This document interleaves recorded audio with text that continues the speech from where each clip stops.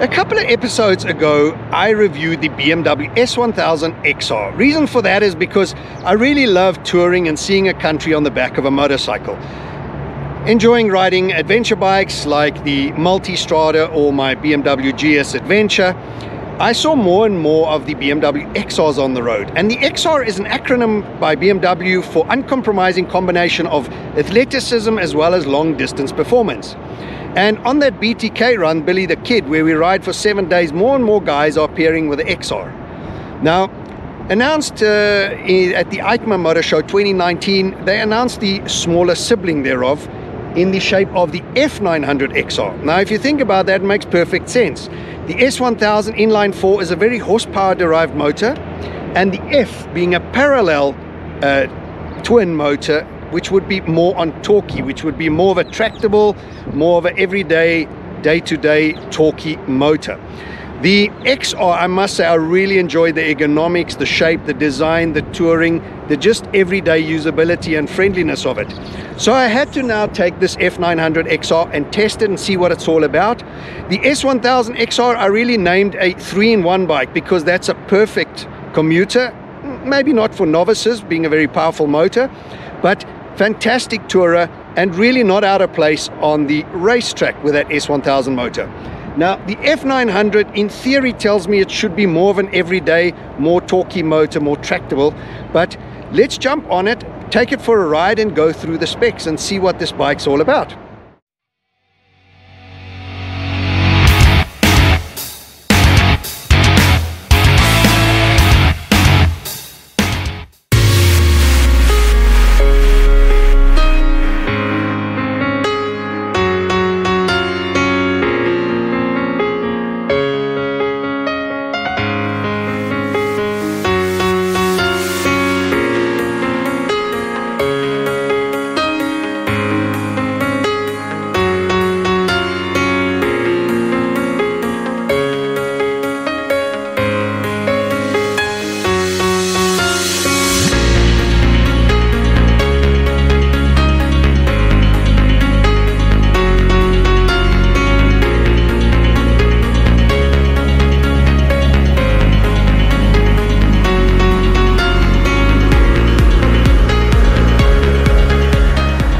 So as mentioned in the intro, this BMW F900XR was first announced at the EICMA show in 2019, so the bike has been around for about 4 to 5 years. And it was loosely based off the BMW F850GS, meaning it shares the same motor, just in a bigger bore from an 850 to an 895cc, and it also shares the 850GS frame. Other than that, it's completely different body, different suspension, different geometry, different swing arm, and so forth. But this is the middleweight sporty long distance runner by BMW, and having a look at this motor in more detail. It is the 895cc inline 2-cylinder, which is a parallel twin 4 valves per cylinder double overhead cam dry sump. Max power on this motor is 105 horsepower, which is about 77 kilowatt at 8,000 RPM. And the max torque is 92 Newton meters at 6,500 RPM. And I think that is what makes this such a user-friendly, rideable, tractable motor. Max speed on this motor in this bike is roughly 200 kilometers per hour. Now, you can see the 2-in-1 exhaust. If you now look at the suspension, it's an upside down front forks in front, 43 millimeters. At the back, you have a dual cast swing arm monoshock adjustable for spring preload and rebound damping. The suspension travel being 150 and 152 front and back. Wheels would be an cast aluminium wheel, 17-inch front and rear, shod with a 120 and a 180. When you look at the brakes, you can see Brembo calipers, 4-piston radials, dual disc up front, 320 in diameter with ABS, and at the rear a single disc 265 disc and single piston floating caliper, also Brembo on the logo, and your ABS ring over here. Then if you go to the seat height is 825 millimeters, and here you have so many options. You've got a suspension, lowering, a low seat, a high seat, a comfy seat, and an extra high seat, which gives you the versatility to go as low as 775 all the way to 870 millimeter in height, but 825 being the standard height.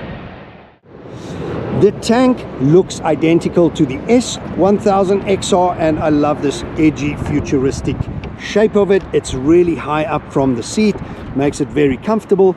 It is a slightly smaller tank at 15.5 liter with a 3.5 liter reserve, and this bike, wet weight, fully fueled, ready to go, 219 kilograms.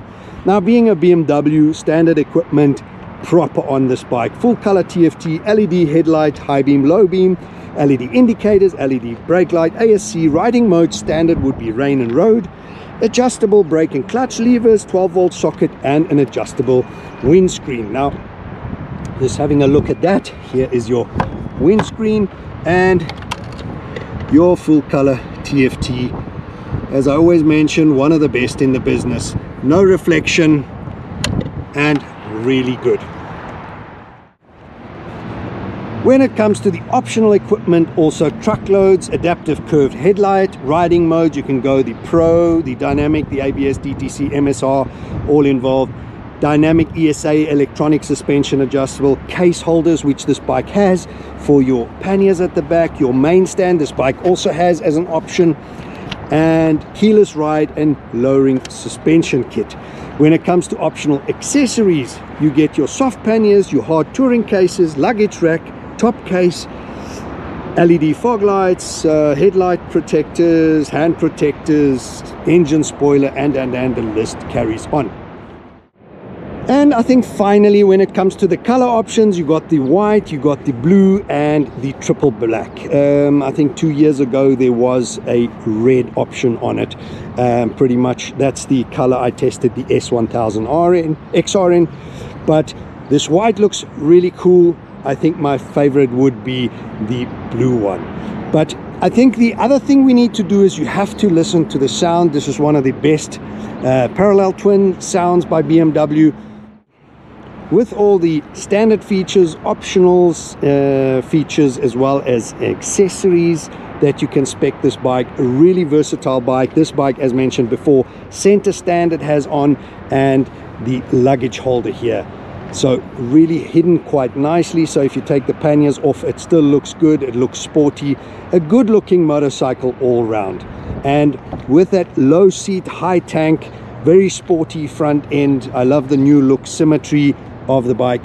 It is a good looking bike in my opinion, and the ergonomics is what sells me on this motorcycle. So I think what I'm going to do now is I'm going to jump on and go for that ride, take you along and share with you my thoughts and see if it is as good as the S1000XR was.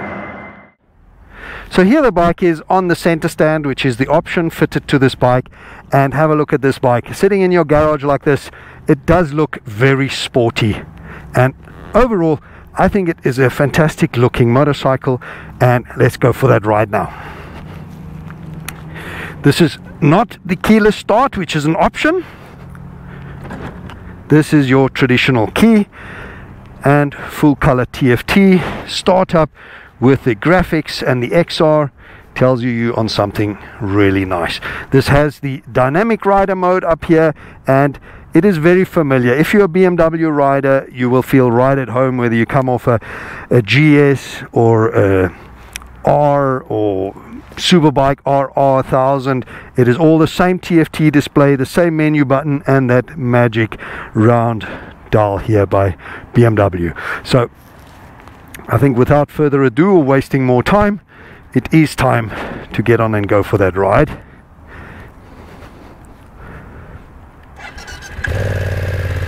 And if you listen to that sound, it is a really nice sound.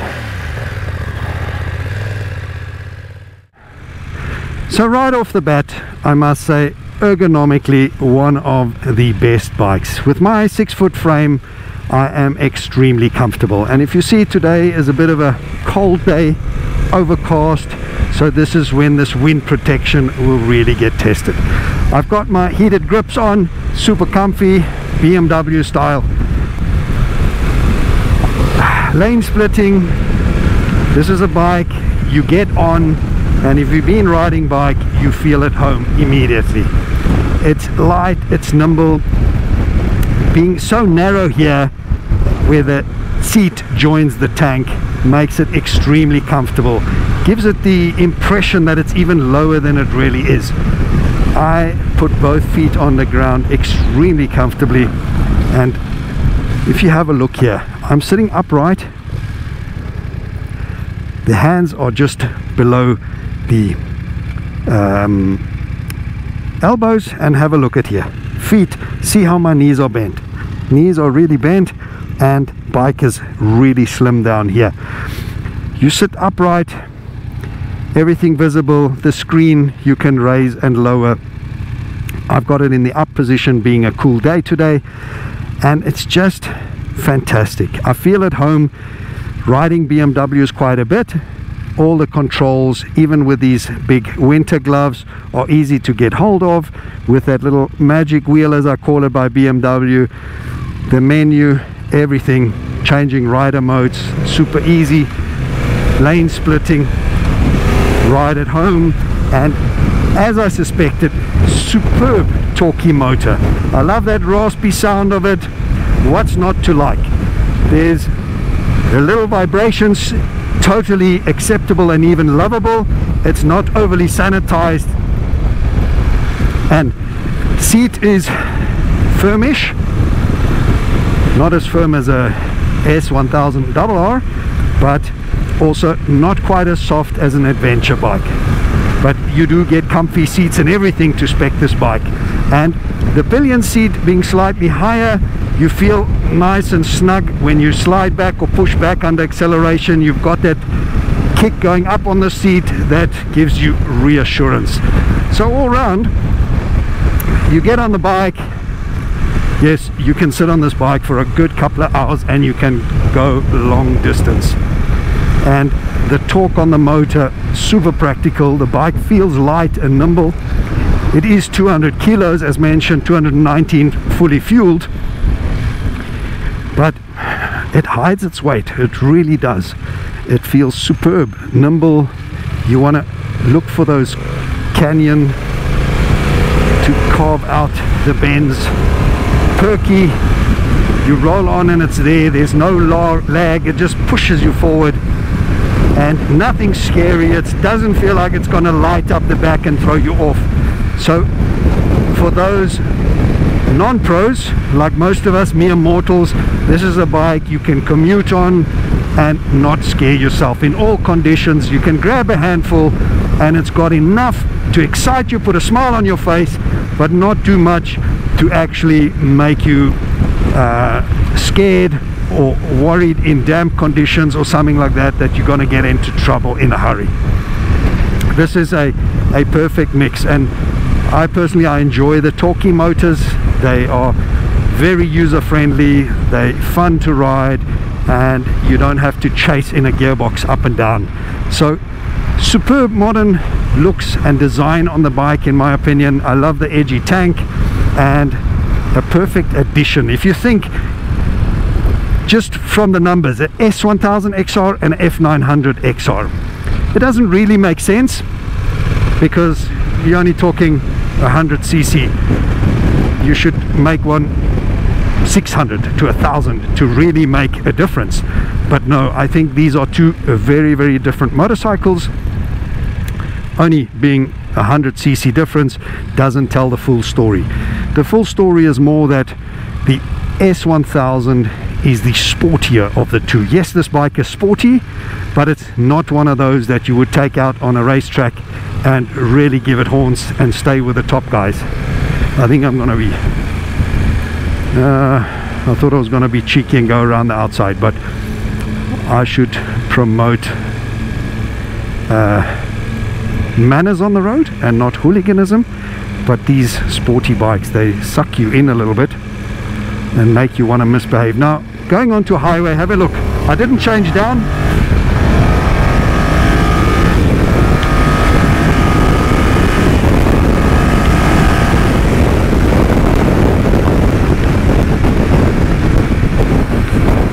no slouch at all. I was halfway down the on-ramp and I already hit 140 and speed limit being 120. So not a slouch in any way. I'm in 5th gear, 100 k's an hour, roll on, here you go. It does push you back and off you go. Way over speed limits.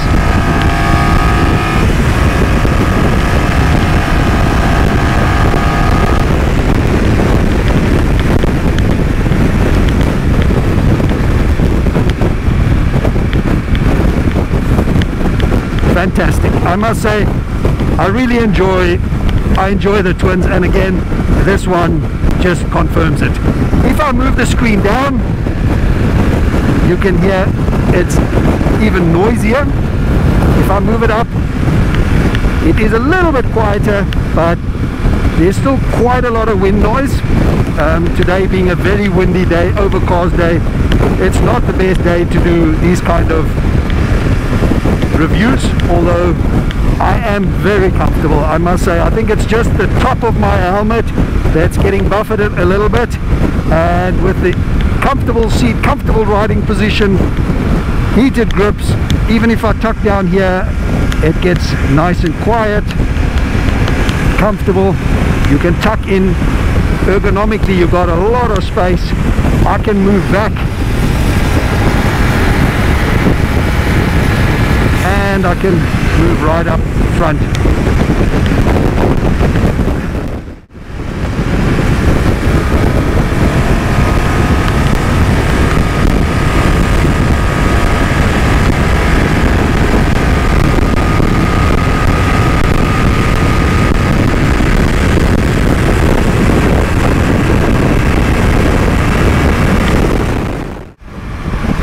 So the quoted top speed that it says is 200 kilometers per hour, and I can confirm this vehicle I'm testing here can definitely run well over the 200.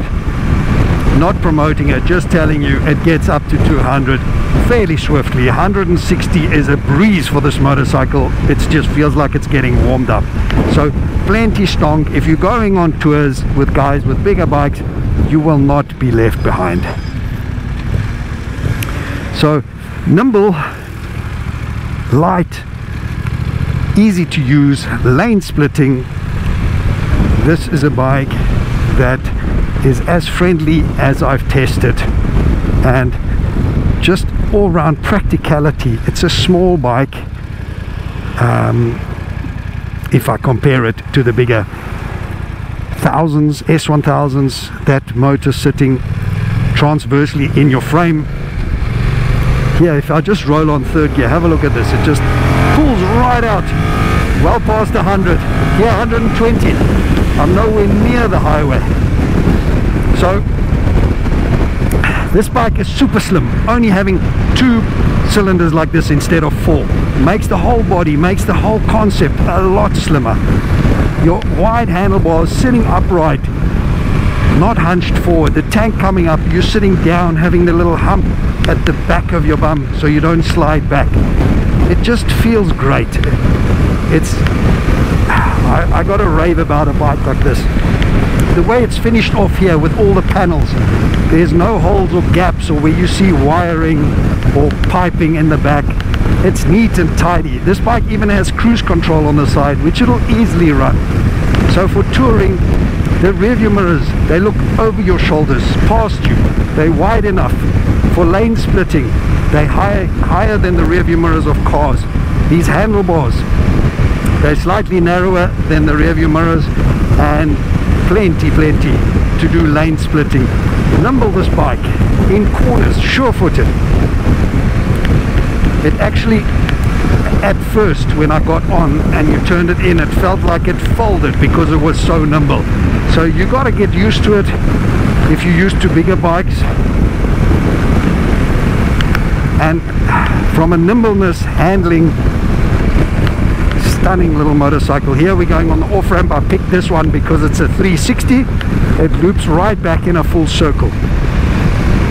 And taking it just to show you how this thing turns on a dime.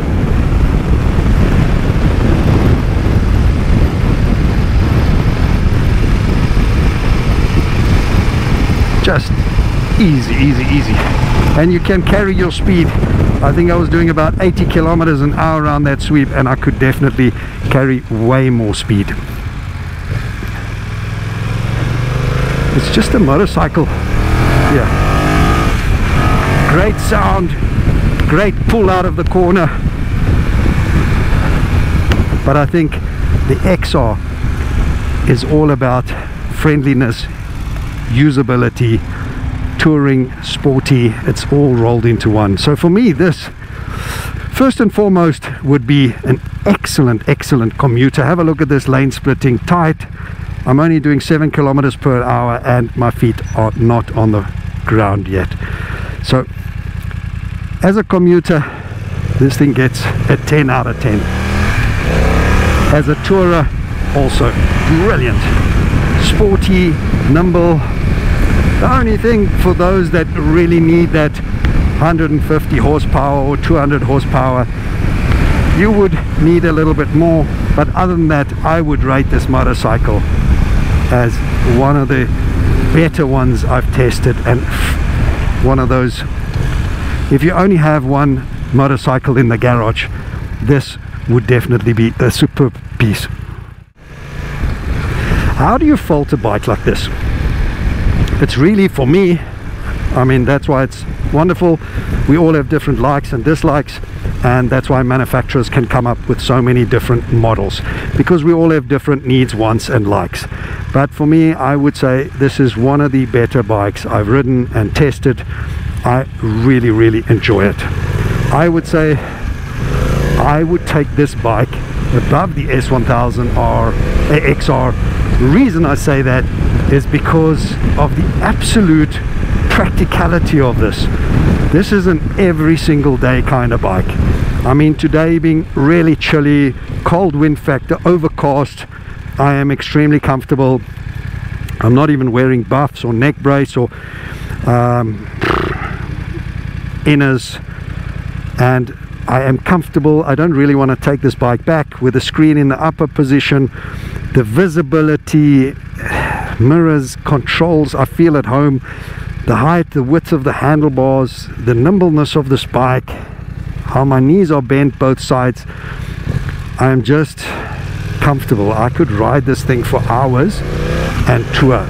This is the perfect thing. You get the panniers, the hard panniers, top box, and you go for longer tours. What do you want to do more than 200 kilometers for? And touring is not something you do 365 days of the year, but commuting you do 300 out of 365 days, and that's where you have got this bike and you get value for money. Absolutely perfect marriage of this F900 motor with an XR chassis. I'm a big fan of it, and I would say thumbs up to this motorcycle. I hope you guys enjoyed this little look, ride and review with me of the BMW F900XR. And if you did enjoy it, please guys, as always, hit that like button, give me a thumbs up, and most important of all, as always, please guys, hit that subscribe button to help me build the channel, and if you like, the reminder bell so you always know when I'm uploading something new.